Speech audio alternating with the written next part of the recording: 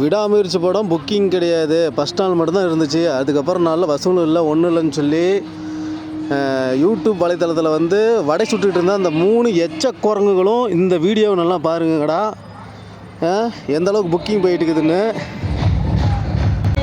ஏதோ 3 பீத்திங்கிற நாய்ங்க வந்து காசு கொடுக்கல அப்படின்னு நெகட்டிவ் விமர்சனம் பண்ணால் மக்கள்லாம் போயிட்டு இந்த படத்தை பார்க்காமையே விட்டுருவாங்க. ஒரே கதை ஒன்று வருமில்ல, ராஜா வந்து கரடியை கொல்றதுக்கு அம்பு எடுத்துக்கிட்டு காட்டுக்கு போகிறாரு, அம்பு விட்றாரு. அந்த ராஜா வந்து இந்த 3 குரங்குக்கு தான். அந்த கரடி என்னன்னா விடாமுயற்சி கலெக்ஷன் தான். கடைசியாக அம்பு கரடி மேலே படாது. கரடி சொல்லும், ஏண்டா நீ வந்து அம்பு விட்டுது மேலே படலை இல்லை. எல்லாருக்கும் ஒரு கதை ஞாபகம் இருக்கும். ராஜா வந்து காட்டுக்கு வேட்டைக்கு போனார், கரடி கொல்றதுக்கு அம்பு எடுத்துக்கிட்டு. கரடி ஒன்று இருந்துச்சு, அம்பு விட்டார், அம்பு போகுது, கரடி மேலே படலை, மிஸ் ஆகிடுது.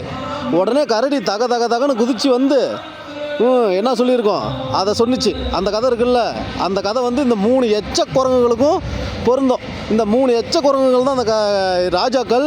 கரடி யாருன்னு பார்த்தீங்கன்னா விடாமுயற்சி கலெக்ஷனு. இப்போ வந்து இந்த மாதிரி தான் ஆகிப்போச்சு. வந்து தகன்னு குதிச்சு வந்து உங்கள் வாயிலே இது பண்ணுறது தான். சாவுங்க. நெகட்டிவ் விமர்சனம் நீ கொடுத்தா நீ என்ன பெரிய மயிராடா, பரதேசி பசங்களா? உங்களுக்குலாம் இந்த மாதிரி தான்டா நடக்கும். எத்தனையோ நல்ல உள்ளங்கள் நல்ல விமர்சனம் சரியாக கொடுத்துருக்காங்க. ஒரு சில எச்ச நாய்கள் தான் அந்த மாதிரி நெகட்டிவ் விமர்சனம் பண்ணியிருக்கானுங்க. அந்த கடைசியாக இந்த லாஸ்ட் 1 hour டிக்கெட் புக்கிங்காக பாருங்கடா பரதேசி பசங்களா. 8000 பேருக்கு மேலே புக்கிங் பண்ணியிருக்காங்க 1 hourல. அப்புறம் இன்றைக்கி எவ்வளோ பேர் புக்கிங் பண்ணியிருப்பான்? நேற்று பார்த்தீங்கன்னா 1,60,60,000 பேர் புக் பண்ணியிருக்காங்க.